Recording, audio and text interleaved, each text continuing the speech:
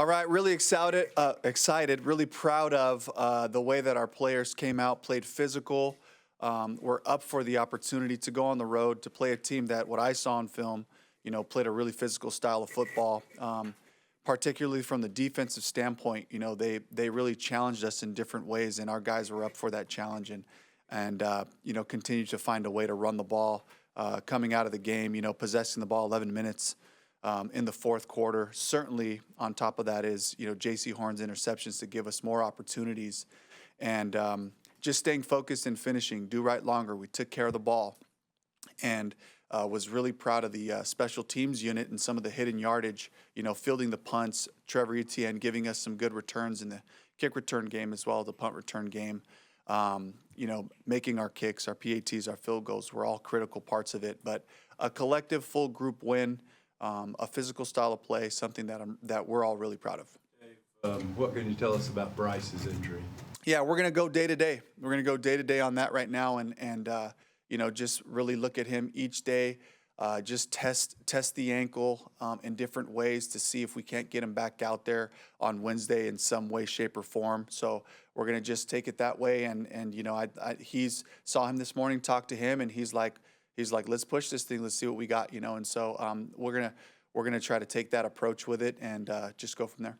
To clarify, what is the diagnosis of his injury? I don't want to get too specific in all the diagnosis of it. It's an ankle injury, and it's something that we feel confident we can go day to day with. But again, we're gonna have to prove, and go through some milestones with our return to play with our training staff. Day to day, but it was reported that he would not be playing this week. So yeah. He's out this week, but you're going to still evaluate? There's some reports out there, but for us, we're just going to go day to day on it. Respectfully, Dave, is part of this competitive reasons you don't want it out there this early? Honestly, we're going to just look at it. If we can have Bryce out there on Sunday, I would love for that to be the case. And can you confirm if it's a high ankle sprain? It's an ankle right now. Those can tend to linger. JT just missed 3 games with that. Is it any concern about that possibility? Could be. That could be a possibility. But again, I think for us to be able to, take an aggressive approach to this thing and see if we can get him back out there to do some work, we'll do that. So he's not out Sunday. Y'all have not made that decision as a group. Right now, we're going to go day to day. Another injury that we didn't really get to ask you about, Damian Lewis. What's his outlook for the next couple of weeks? Yeah, Damian, same thing. We try to get him back on Sunday. We took it all the way to game day, tested the strength. We'll have him in there doing some rehab, and the hope is to get him back out there practicing on Wednesday. Dave, obviously Andy stepping into the role, or if Bryce cannot go on Sunday, Andy would be stepping into the role. After watching the film, how do you think he performed against the Jets Sunday? Talking about Andy? Did a great job getting us to the right runs, making adjustments, gave us a chance. They heated us up a couple of times on third down. He found a nice completion, Xavier on 1. We took a sack, miraculously pulled the ball back in to secure it so that we could end up getting into that situation, to punt it and make them have to go the full field on that one. And then, of course, on the last one, the go ball to Xavier was a beautiful connection right there to get us into a take a knee situation. So I thought he came in and did a great job. How does it change the process through the week when the quarterback status is still up in the air? Yeah, we have to evaluate how much can Bryce do. Can he get out there and function in practice, and Andy's ready to go. He'll be ready to take on the game plan and to make sure that the whole process, the whole offense, all of those things are moving forward as we have to make a decision.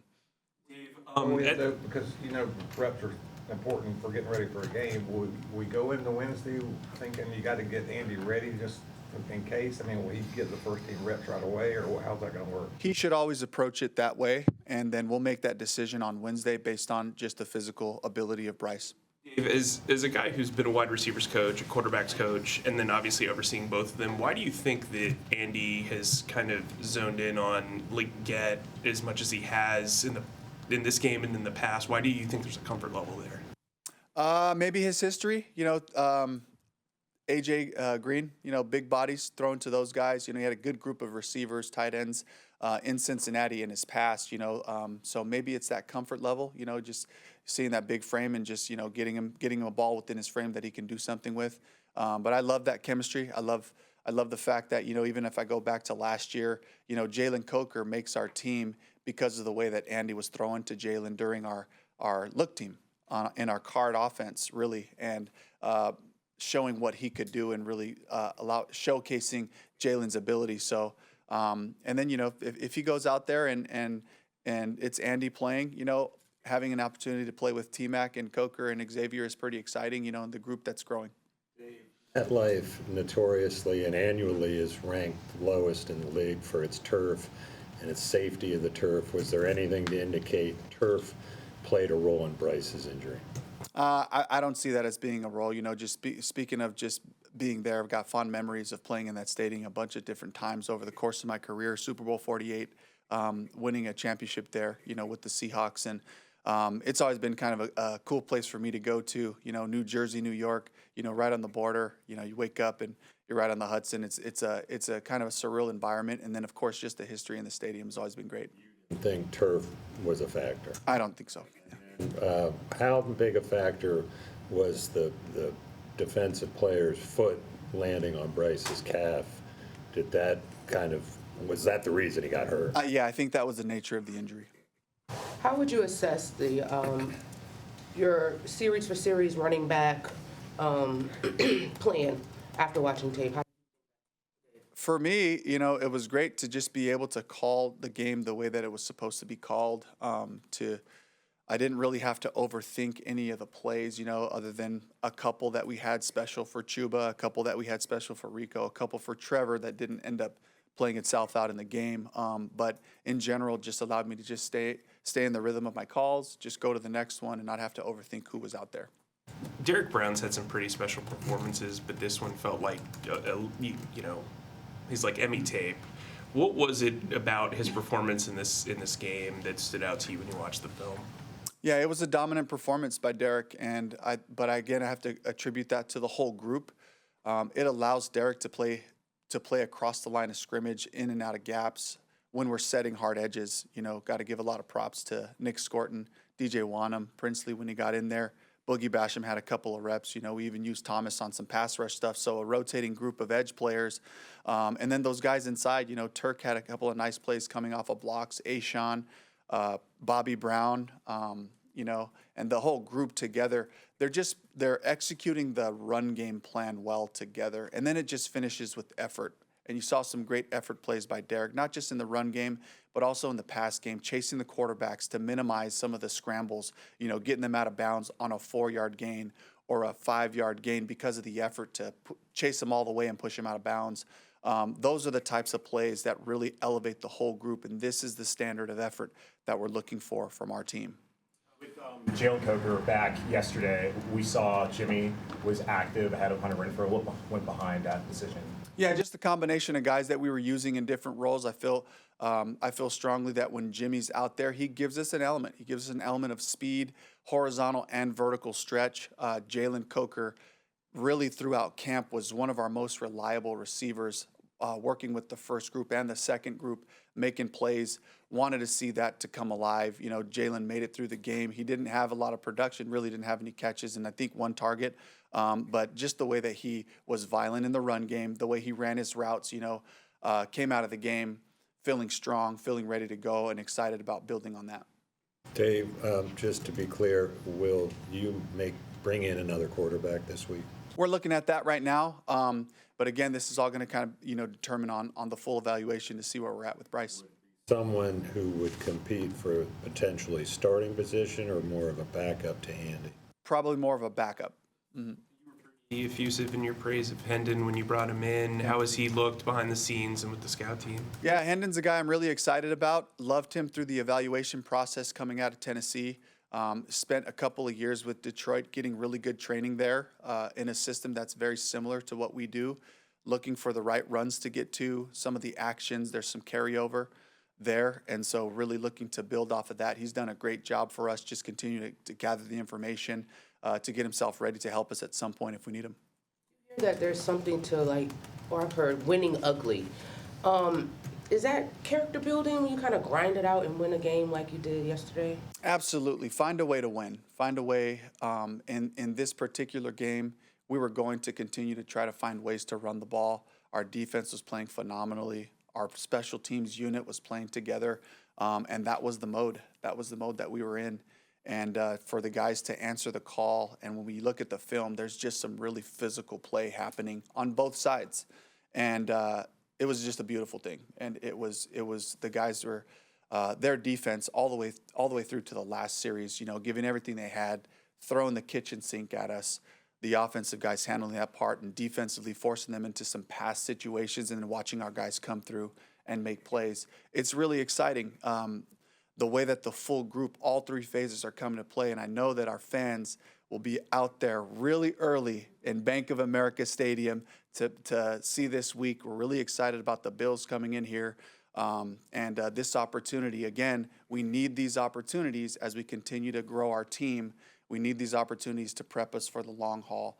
Really excited for that. No, there was a big contingent of Panthers fans there yesterday too. What was it like on the road to just look up and see that support? It was great. It was great. There was a pretty audible keep pounding at the end of the game as the guys finished and as we were going into the tunnel. And it was really exciting, really comforting and encouraging to see our group travel out there to be in New Jersey with us there, and to be able to witness that type of a win for the guys to come through. You mentioned that after, you said that Bryce said to you that he really wants to push hard on this. Can you give us any more insight of just how he's approaching this all mentally, and maybe just from yesterday into today on how he's doing with the injury? Not really much to add. We're just going to have to take it one day at a time, literally, and just see where we're at. And again, the approach is going to be if Bryce can go, we want him to go. The Bills game that you referenced, it's been a long time since this franchise has hosted a game that kind of has a little juice to it, frankly. And do you want your guys to be, fired up, obviously, and then do you view the Bills as something of a measuring stick for your program? I think the focus has to be week to week. The challenge is to go 1-0. Let's attack our game plan. Let's trust our process, the way we work during the week, capture that part of it. This shouldn't be any different. The focus has to be there. We can't waste energy on anything else, any other statements or anything like that. It's going to be about the fundamentals of football. It's going to be about taking care of the ball and stopping the run game, which they've shown they've been able to have success with. This is a good team. This is a really good, complete football team where all their processes are in place. Offense, defense, and special teams, the coaching staff, a group that we have a lot of respect for. It will call on our best, and we should approach that every single week. To go back to Joe's question Mike and Scott. about looking into a potential quarterback, but also having faith in Hendon, do you feel like he is not ready to be the backup on game day at this point? Is that why you would have that conversation? These are all conversations that we have to talk about and think about for Dan and I to make sure that we're putting our best group out there. And we're evaluating all that. We're looking at who's out there. We also have to evaluate what Hendon has done in these last couple of weeks as he's been with us. Said yesterday, before you watched film, that you liked alternating series with the running backs. Yeah.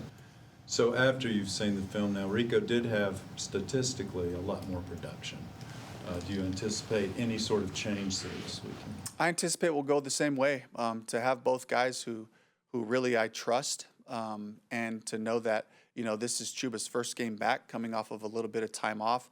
I fully expect that both guys will continue to give us the confidence to call whatever we need to call in those situations. And I'm glad that, Rico contributed the way he did, but also Chuba had a couple of really nice runs. He had a really nice screenplay where there was a little bit of confusion in the communication with the line kind of standing out there as statues. There's a little bit of uncertainty of whether there was a go call on the screen or not, but they're kind of keeping that under wraps right now. But I'm glad the outcome was right, and so I'm excited again to go out this week with two backs that I really trust that'll run with the type of style that we expect.